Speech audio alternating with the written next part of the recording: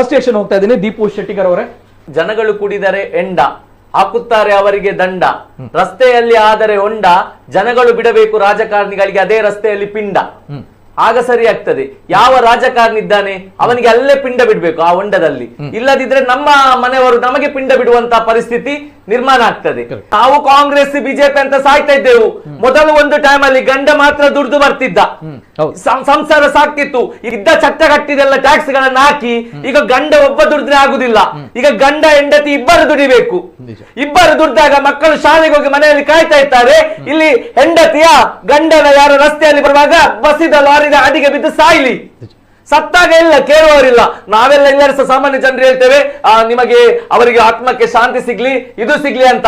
ಅವರ ಆತ್ಮಕ್ಕೆ ಶಾಂತಿ ಸಿಗುದಲ್ಲ, ನಮ್ಮ ರಾಜಕಾರಣಿಗಳ ಆತ್ಮಕ್ಕೆ ಪಿಂಡ ಬಿಡ್ಬೇಕು. ನಾವು ಇವರನ್ನು ಆಯ್ಕೆ ಮಾಡಿದಕ್ಕೆ ಪಿಂಡ ಬಿಡ್ಬೇಕು. ಇವತ್ತು ಹೇಳ್ತಿದ್ದೇನೆ, ಯಾಕಂತ ಹೇಳಿದ್ರೆ ಎಷ್ಟೋ ಮಂದಿಯ ಬಡವರ ಮನೆಯ ಮಕ್ಕಳ ಪಿಂಡ ಬಿಡ್ತಿದ್ದೇವೆ. ಇವತ್ತು ರಸ್ತೆಯಲ್ಲಿ ಬಿದ್ದವರಿಗೆ ಎಷ್ಟೋ ದಿವಸ ಆಗಿ ಪಿಂಡ ಬಿಡುದು. ಈ ರಾಜಕಾರಣಿಗಳಿಗೆ ಯಾವಾಗ ಪಿಂಡ ಬಿಡ್ತೇವೆ ಆಗ ಕರೆಕ್ಟ್ ಆಗುದು.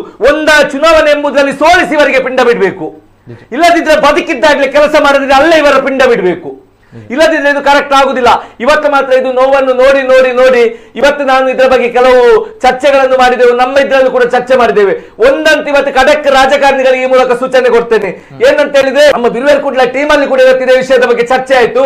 ಏನ್ ಹೇಳಿದೆ ಅಂತ, 1 ತಿಂಗಳ ಒಳಗಡೆ ಮಂಗಳೂರಲ್ಲಿ ರಸ್ತೆಗಳು ಇವರು ಮುಚ್ಚದಿದ್ರೆ 100% ನಾವು ರೋಡಿಗೆ ಇಳಿತೇವೆ ಈ ಸಲ. 100% ಪ್ರೊಟೆಸ್ಟ್ ಮಾಡಿಯೇ ಮಾಡ್ತೇವೆ. ಯಾಕಂತ ಹೇಳಿದ್ರೆ ಸಾಕಾಯ್ತು, ಹೆಣ್ಣಗಳನ್ನು ನೋಡಿ ನೋಡಿ ಸಾಕಾಯ್ತು. ನಾವು ಹೇಳುದು ಮತ್ತೆ ಒಂದು ಕಡೆ ಹೊಂಡ ಬೀಳುದು, ಹೊಂಡ ಬಿಡುದು, ಇವರ ಕರ್ಮಗಳಿವರದು. ಮತ್ತೆ ಕೆಲವು ಇದ್ರಲ್ಲಿ ಗಮ್ಮತ್ ಆಗ್ತದೆ.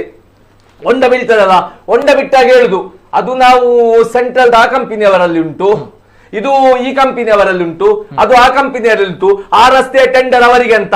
ನಾವು ದೇಶವನ್ನು ಊರನ್ನು ಕೊಟ್ಟದ್ದು ರಾಜಕಾರಣಿಗಳಿಗೆ, ಯಾವ ಮೂರ್ಖಾಸ್ತವರಿಗೆ ಮಾರಿ ಅಂತ ಕೊಡ್ಲಿಲ್ಲ, ಮಾರಿ ಕೊಡ್ಲಿಲ್ಲ. ಇವರು ಏರ್ಪೋರ್ಟ್ ಅನ್ನು ಮಾರುದು, NMPT ಅನ್ನು ಮಾರುದು, ಇದನ್ನೆಲ್ಲ ಮಾರಿ ಆದ್ಮೇಲೆ ಹೇಳಿ ಎಂತ ಹೇಳ್ತೀರಾ, ಅದು ನಮ್ಮಲ್ಲಿಲ್ಲ ಅವರ ಕೈಯಲ್ಲಿದೆ ಅಂತ. ಮಾರಿದ ಯಾರು? ನಿಮ್ಮ ಹತ್ರ ನಾವ್ ಹೇಳಿದ್ವಾ? ನೀವು ಫಸ್ಟಿಗೆ ರಸ್ತೆ ಅದು ಇದನ್ನು ಜನಗಳಿಗೆ ಪ್ರಾಬ್ಲಮ್ ಆಗುವಾಗ ವಾಯ್ಸ್ ರೈಸ್ ಮಾಡಿ. ಮತ್ತೊಂದು ವಿಷಯ ನಾನು ಪ್ರಾಮಾಣಿಕವಾಗಿ ಹೇಳ್ತೇನೆ, ನಾನು ರಾಜಕೀಯದ ವಿಷಯ ನೋಡಿದಾಗ ನೋಡಿ, ಒಬ್ಬ ರಾಜಕಾರಣಿಗೆ ಸಮಸ್ಯೆ ಆದ್ರೆ ಯಾವುದೇ ಪಕ್ಷ ಇರಲಿ, ಇನ್ನೊಂದು ಪಾರ್ಟಿಯ ರಾಜಕಾರಣಿಯಲ್ಲಿ ಹೋಗ್ತಾರೆ, ಹೋಗಿ ಅಣ್ಣ ಎನ್ನ ಮಗನಿಗೊಂದು ಸೀಟ್ ಆವಡು ಮೆಡಿಕಲ್ ಒಂದು ಮಲ್ತು ಕೊಡಲಿ ಅಂತ ಹೇಳ್ತಾರೆ. ಬೇರೆ ಪಕ್ಷದ ರಾಜಕಾರಣಿ ಇದ್ದೆ, ಆ ಬೇರೆ ಪಕ್ಷದ ರಾಜಕಾರಣಿ ಅವರ ಮಗಳಿಗೆ ಎಂಕಲ್ಲನೆ ಪೊಲಿಟಿಷಿಯನ್ ಅರೆ ಮಲ್ತು ಕೊಡ್ಕ ಅಂತ ಹೇಳಿ ಸೀಟ್ ಮಾಡಿ ಕೊಡ್ತಾರೆ. ಆಗ ಅವರಿಗೆ ಇನ್ನೊಂದು ಪಕ್ಷ ಅಂತ ತಲೆಯಲ್ಲಿ ಇರುವುದಿಲ್ಲ. ತಮ್ಮ ಮಕ್ಕಳ ಸೀಟಿಗಾಗಿ, ತಮ್ಮ ಕುಟುಂಬದವರ ಕೆಲಸಕ್ಕಾಗಿ, ತಮ್ಮ ಕುಟುಂಬದವರ ಟೆಂಡರ್ಗಾಗಿ ಹೋಗುವಾಗ ಬಿಜೆಪಿ ಕಾಂಗ್ರೆಸ್ ಅಂತ ಇರುವುದಿಲ್ಲ. ಕೆಲಸ ಮಾಡಿಸಿಕೊಳ್ತಾರೆ, ಮಾಡಿಸಿದಿದೆ ಇಂಥ ಕೆಲಸಗಳು.